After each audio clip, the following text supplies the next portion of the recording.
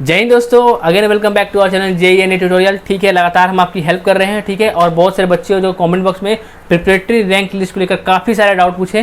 ठीक है, अच्छी बात है। तो मैंने सोचा कि उस पर अलग से वीडियो में ही हम लोग बात कर ले। ठीक है, तो सबसे पहले जानेंगे हम इस वीडियो में कि प्रिपरेटरी रैंक होती क्या है।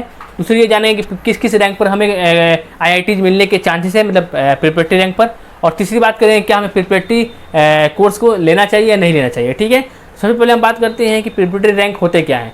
तो प्रिपरेटरी रैंक क्या होते हैं, ऐसे समझो इसको। ठीक है, कि मान लेते हैं किसी IITs में SC के लिए 10 सीटें फिक्स की गई है और उसमें 8 ही स्टूडेंट मतलब आ पाए एग्जाम के थ्रू, जेड एडवांस के थ्रू। 2 सीटें खाली रह जाएंगी। तो IITs वाले क्या करते हैं, इन दो सीटों को फिल करने के लिए उन बच्चों की एक लिस्ट अलग से तैयार कर लेते हैं जिनकी मार्क्स कट ऑफ से थोड़े से ही कम रह गए हैं। मतलब फॉर एग्जांपल मान लें कि उस साल SC कैटेगरी कट ऑफ आपके 55 गए हैं, तो जो वैसे बच्चे जिनकी कट ऑफ से मतलब मान लेते हैं 55 है, तो उनकी 54, 52 या 50 या 48 आए हैं, तो उन बच्चों की अलग से रैंक लिस्ट तैयार कर ली जाती है और उसको अलग से अनाउंस कर दिया जाता है। ठीक है, तो ये होगी प्रिपरेटरी रैंक लिस्ट। मतलब कि अगर सीटों में कुछ IITs में सीटें खाली रह गई तो उनको भरने के लिए इन सारे जो लिस्ट बनाएंगे बच्चों से, जो बच्चे एग्जाम मतलब जो बच्चे कॉलेज में एडमिशन लेंगे प्रिपरेटरी रैंक के थ्रू, तो क्या करेंगे वो IITs वाले बाद में एक साल तक आपके कॉलेज में ही तैयारी कराई जाएगी, मतलब प्रिपरेशन कराई जाएगी। और 1 साल बाद आपके जो IIT के प्रोफेसर हैं वो आपके एग्जाम लेंगे। ठीक है, अब बच्चों को डाउट होता है कि भैया एग्जाम का लेवल कैसा होता है। ठीक है, तो एग्जाम का लेवल कैसा होता है बात करेंगे। पहले हम बात कर लेते हैं। मान लेते हैं बच्चे से एग्जाम लिए गए। ठीक है, प्रोफेसर ने एग्जाम लिए और उस एग्जाम में बच्चे जो पास होंगे उनको जो सीट मिली थी प्रिपरेटरी रैंक के थ्रू वो कंफर्म हो जाएगी।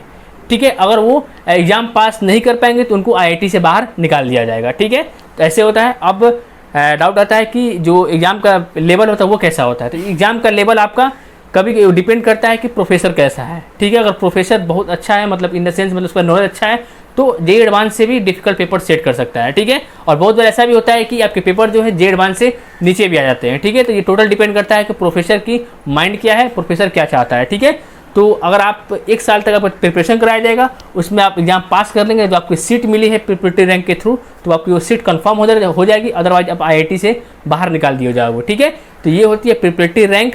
और उसको रैंक के थ्रू अब बात करते हैं कि कौन कौन से कॉलेज मिलते हैं किस रैंक पर।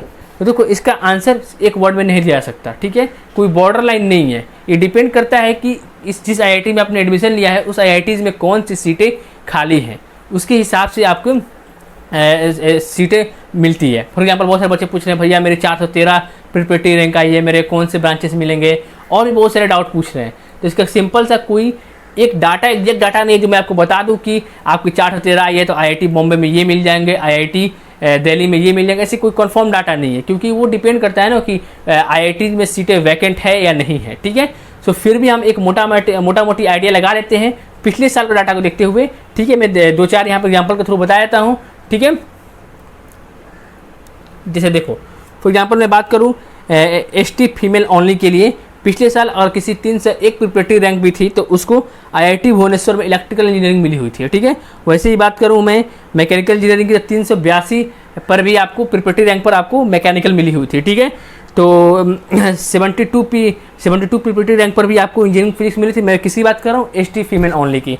ठीक है, तो ऐसा कोई फिक्स डाटा नहीं है जो मैं एग्जैक्ट बता सकूं, मतलब बॉर्डर लाइन नहीं है कि इतने तक रैंक आ गई प्रिपरेटरी में तो आपके सीट कंफर्म हो गए। ठीक है, वो डिपेंड करता है कि सीटें कितनी वैकेंट है। एक ही चीज़ को मैं बार बार इसलिए बोल रहा हूँ क्योंकि आप बच्चे बार बार यही सवाल पूछते हैं भैया मेरी इतनी रैंक आई है, क्या मेरे को कॉलेज मिलेंगे या नहीं मिलेंगे। इसलिए मैं सोचा कि मैं एग्जैक्ट बता दूँ कि कोई एग्जैक्ट इसका डाटा नहीं है जहाँ से हम, जैसे कि होता है जोसा का, तो हमको मालूम है कि IIT भुवनेश्वर के कट ऑफ इतनी गई थी पिछले साल, तो उसके हिसाब से हम अपना आइडिया लगा लेते हैं। लेकिन ऐसा तुम्हारा प्रिपरेटरी रैंक में कुछ नहीं है कि ताकि हम आइडिया एग्जैक्ट लगा सके। फिर भी हम ट्राई कर रहे हैं इंटरनेट से जो भी डाटा है उसको कलेक्ट कर और जो PDF बनाने का ट्राई कर रहे हैं, और वो PDF बन जाती है तो इसी वीडियो के डिस्क्रिप्शन बॉक्स में आपको मिल जाएगा।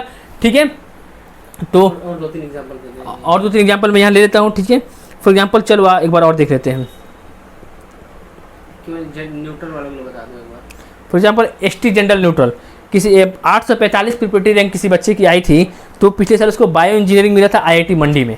ठीक है, वैसे ही बात करूँ 6 से 71 प्रिपरेटरी रैंक पर आपकी बच्चों की बायोटेक्नोलॉजी खड़गपुर IIT में मिला था। ठीक है, वैसे ही मैं बात कर लूँ 4 से 61 प्रिपरेटरी रैंक पर भी माइनिंग मिली हुई थी 5 ईयर कोर्स की, वो IIT खड़गपुर में। ठीक है, बहुत सारे एग्जाम्पल है, मतलब कि इस जो भी डाटा फिलहाल का है मैं ट्राई करूंगा कि अगर इकट्ठा कलेक्ट हो जाए तो उसको PDF में कन्वर्ट करके आपको डिस्क्रिप्शन बॉक्स में डाल दूँ, ताकि आप वहाँ थोड़ा सा आइडिया लगा सके।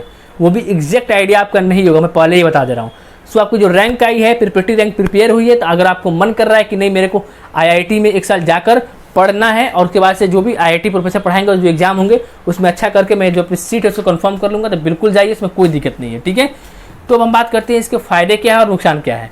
तो फ़ायदा ये है कि आप मान लेते हैं कि आप अभी फर्स्ट टाइम IIT के एग्जाम दिए थे, आप IIT में गए, तो IIT में गए तो आपके वहाँ पर IIT के प्रोफेसर पढ़ा रहे हैं। ठीक है, और प्लस वहाँ पर कोई आपको ट्यूशन फी भी नहीं लग रही है।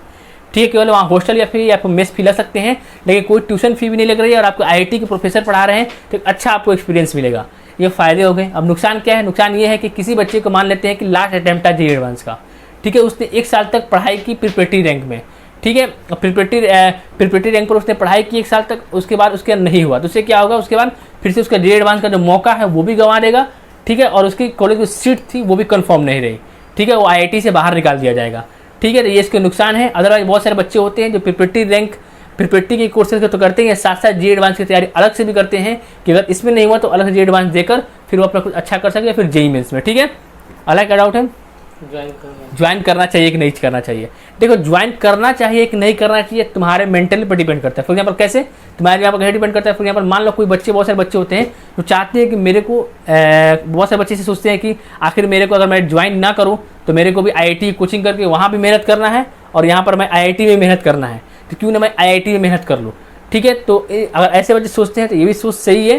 ठीक है, ये टोटली डिपेंड करता है कि आप क्या सोचते हैं। मेरे हिसाब से अगर आपके पास कोई ऑप्शन नहीं है, ठीक है, और आपकी फाइनेंशियल कंडीशन उतनी अच्छी नहीं है, तो बिल्कुल आपको प्रिपरेटरी कोर्स को ज्वाइन कर लेना चाहिए, इसमें कोई शक की बात नहीं है।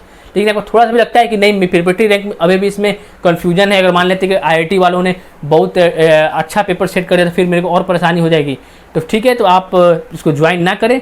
तो उससे बढ़िया आप किसी NITs में, अगर आपको NIT मिलेगा तो NIT में चले जाएँ। ठीक है, ज़्यादा सही रहेगा।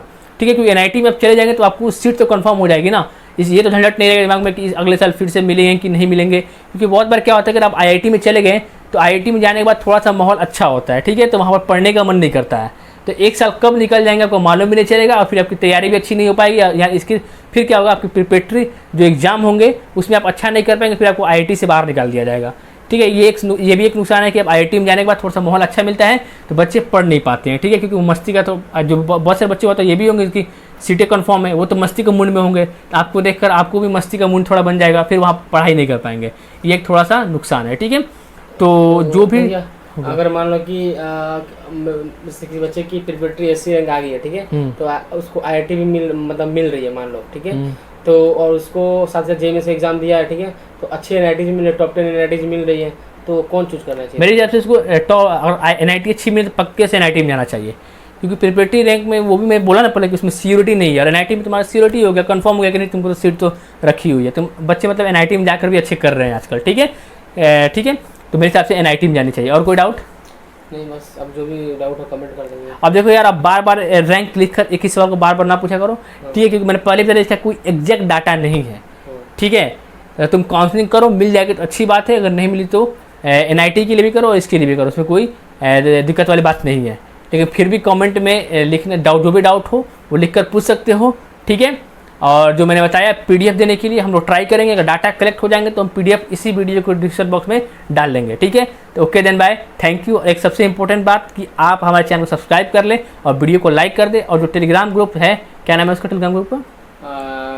College counselling help desk. College counselling help desk, ठीक है, उसको 2021 उसको जरूर ज्वाइन कर ले। काफ़ी उसमें बहुत सारे बच्चे अपना डाउट डिस्कस कर रहे हैं, अच्छा लग रहा है देखकर, आप भी डिस्कस करें।